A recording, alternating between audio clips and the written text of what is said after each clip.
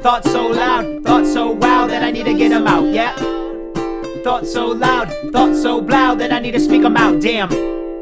Thoughts so loud, thoughts so pow, make a sound, can't be missing, man. Thoughts so loud, thoughts highbrow, talking shit while you listen now. Like, you ever think about that before? 'Cause I have. Hello, my people, and welcome to the 6th episode of Loud Thoughts with me, your host, True Loudy, bringing it to you fresh, raw, and uncut again. This topic, we're talking about anxiety. Do you have it? Well, are you human? Yes. Does a bear shit in the woods? Also correct, yes. Does a human sometimes step in it? Also, yes, that does happen sometimes. I've been dealing with anxiety my entire life. I think a lot of people have. It's inevitable. But succumbing to it in a way that's detrimental to our mental health is not inevitable. I think a lot of the time it's really easy to go down the rabbit hole with particular thoughts that we may have as individuals about whatever's going on in our life, and to try to predict and suss out what is going to come of events in the future and the bad things that might happen to us. Often anxiety involves bad things, but it can also involve good things as well, things that we're nervous about, right? So this podcast kind of touches down on culturally how I view anxiety in the modern Western world, I guess you could say, and then especially America, and then kind of touches down a tiny bit on my own experiences with anxiety as well. I have, like I said, had it my entire life, and I think a lot of other people experience it as well, whether they know it or not. It's different levels to this shit. So, yeah, it's just something that I felt I wanted to get out and share my thoughts about. As always, these podcasts are essentially my opinion and my own beliefs on things, and partially just kind of rambling and figuring it out as I go along. So, take it as you will. And without further ado, Anxious America.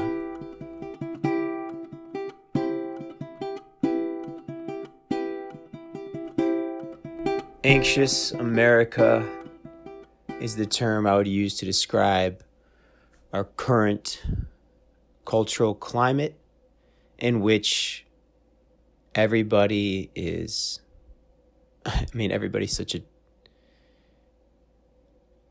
it's such a final term, but I would say most people are incredibly focused on the future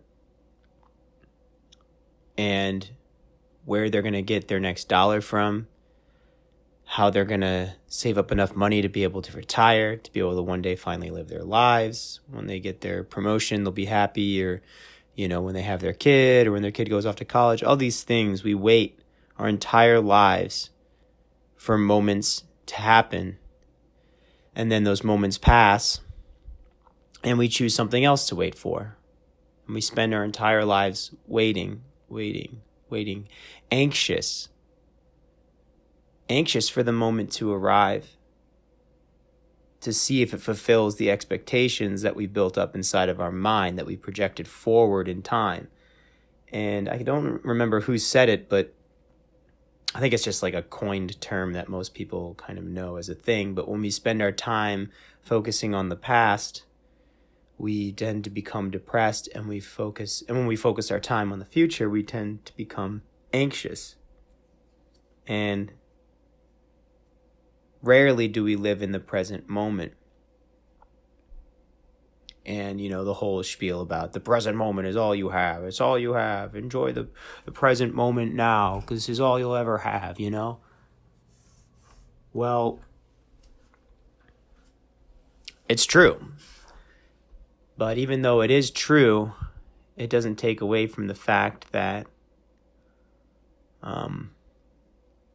anxiety will rear its head and will show up in our lives expectedly or unexpectedly. and the things we tell ourselves in our minds about these upcoming moments that we are perceiving, right?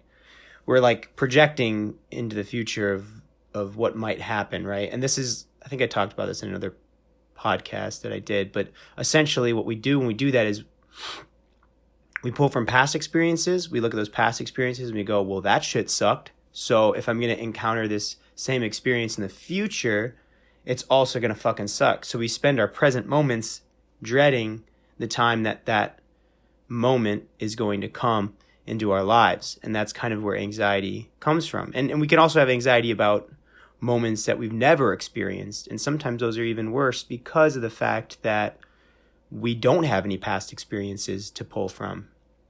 So we're unsure. There's the sense of the unknown. And the factor of the unknown, the sense of the unknown, is what can bring about really, really terrible anxiety. And as a culture, we kind of cultivate this idea that if you follow this program or this guide or this pathway, you're going to become happy or successful. And we get advertised to by it, or for it, I guess. Yeah, we get advertised to regarding this concept of happiness or anti-anxiety, right? Which we live in a time where we just have most of our needs met, you know, at least in American culture for the majority of the people. So, you know, you've got water, food, clothing, shelter. You have your basic needs met. And so this anxiety can come up because it's almost as if we have nothing else to worry about. So our mind wanders so much more easily. We're less focused on these singular things that are more instinctual to our needs. And so our mind easily wanders and we latch onto things in order to put our energy towards, I guess, in a way. And so these advertisement companies just come out and they go, well, fucking, you could save yourself time. It's always about time, money, and comfort or ease of doing something. And ease goes into time and money, right? Because time is money, right? There's a whole equation there. So you're being constantly manipulated by this consumer culture in the way that they're trying to get you to buy things, one, and then two, we make a decision at some point to live in this space because it's easier to go with the path that's already been paved for us than to say live off grid or grow your own food or whatever. And the way the system's set up is that you literally have to teach yourself in order to be able to come out ahead. So you start out at a deficit if you do decide to not partake in this culture of dependency. And I think a lot of the anxiety stems from the fact that, you know, we're incapable as beings. And so we lose this confidence in ourselves that maybe we had before, but also you know, our time isn't spent on basic needs like food and building shelter, upkeeping shelter, and all these little like things, you know, getting your water source for the day. And so when we're not fulfilling these basic needs for ourselves, there's something that's missing in our DNA or whatever, like some sort of like trigger, I guess, you know, that's missing as to how we feel about ourselves, our self-efficacy. And so I think that's a big part of the anxiety. And, you know, people work jobs for other people, corporations, businesses, you know, whatever. And they work their entire lives for these places. And they never actually get to feel true self-worth because all their worth is put into working for somebody else. And yes, you get a stamp of approval. Like I always make the joke, like, oh yeah, this guy let us fuck him in the ass for 40 hours this week, so here's a stamp that says that he can buy some stuff from you now. like, or she can buy some stuff from you. You're a slave to this system that's been created for you. And so I think that's a big part of where this anxiety comes from, is because we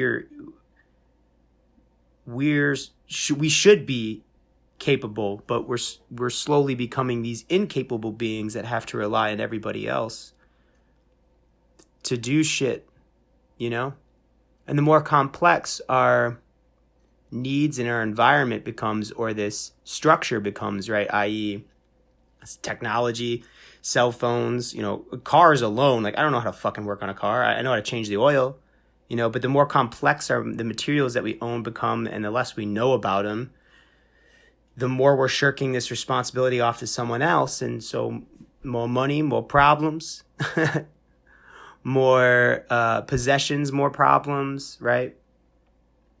And so now we have anxiety about protecting those possessions, keeping them safe. So we're spending all this energy worrying about shit that we don't even need in the first place. And it just becomes very complicated and convoluted. And I think that's where a lot of anxiety comes from.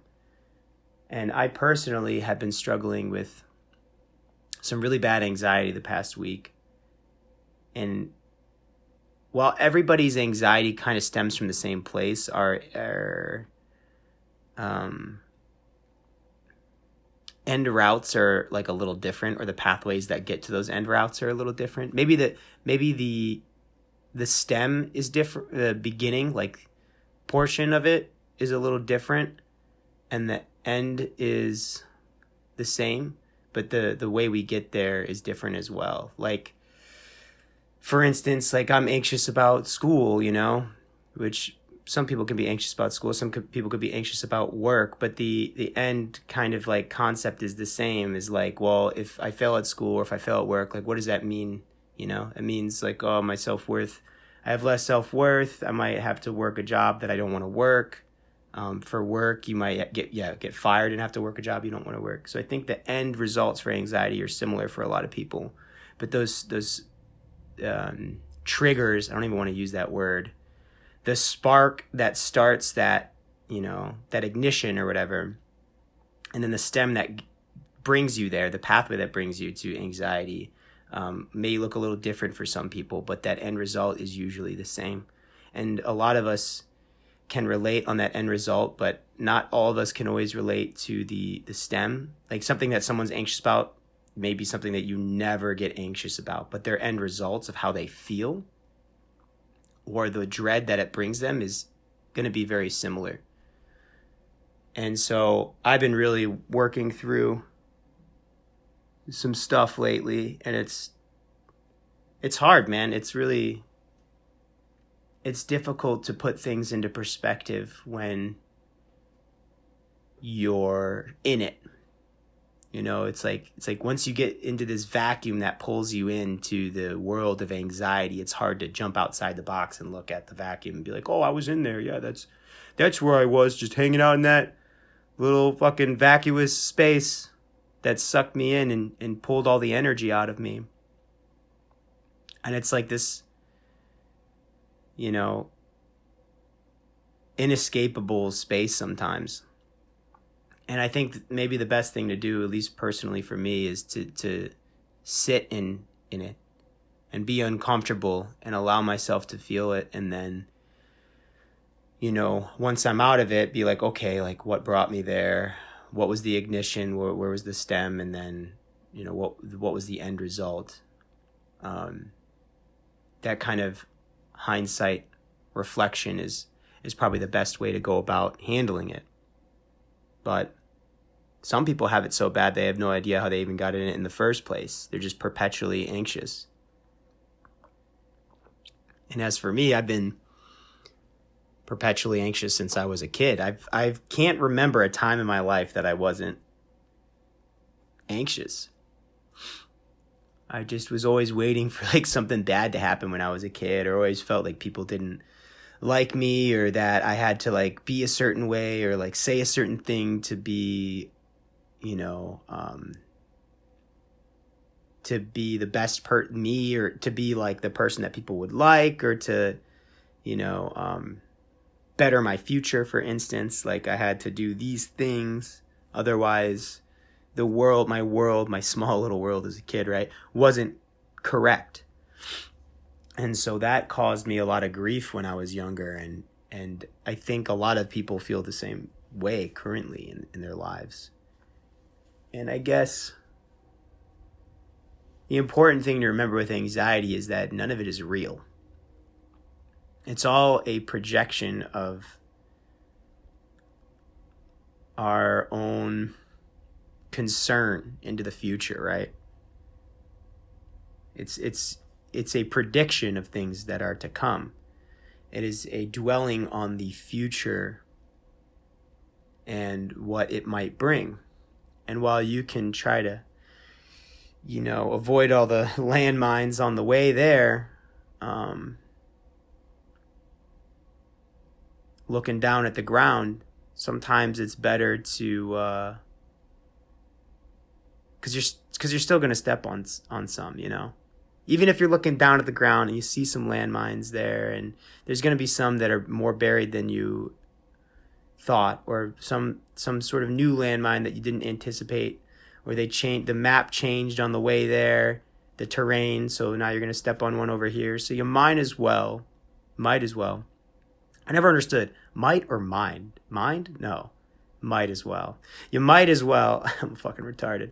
You might as well just look forward at the horizon and enjoy the view on the way. So if you spend your whole life looking down and waiting for something bad to happen, trying to avoid it, are you ever going to be able to really enjoy the view that you're currently in? I don't think so. I really don't. Well, this is the point in time where I say thank you for taking your time to listen to the podcast and the thoughts that I have that get stuck in my head. And I feel I need to get out. Actually, after doing this podcast, I guess after recording the initial raw thought process, right? Because I do that on my phone. I felt actually a great sense of relief. So this is kind of a way for me to vent in a sense, but also kind of collect myself and my thoughts. Some people do it writing down whatever they're thinking, right? I like to do it in a way where I actually physically get it out. I guess physically in a vocal sense, right? I actually get it out. For some reason, saying things out loud helps me kind of organize my thoughts a little bit better. And before I even started doing this podcast, I found myself really, really anxious a lot.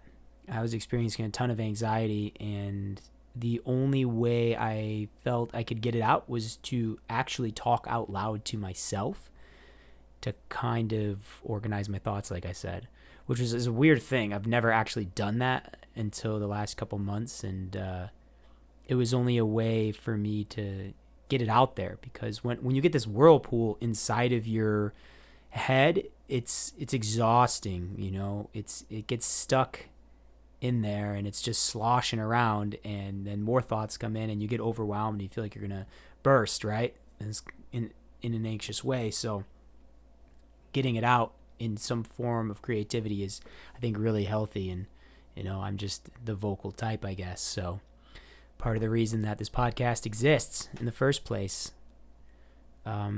So if you enjoyed this podcast or you felt like it resonated with you, you can let me know. You can share it with other people.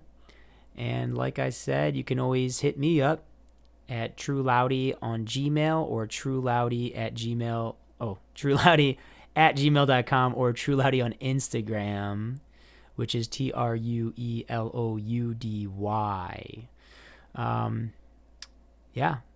Thanks for listening. And may you be blessed as you move through the streets of this life, trying to figure out which way is wrong and which way is right, baby.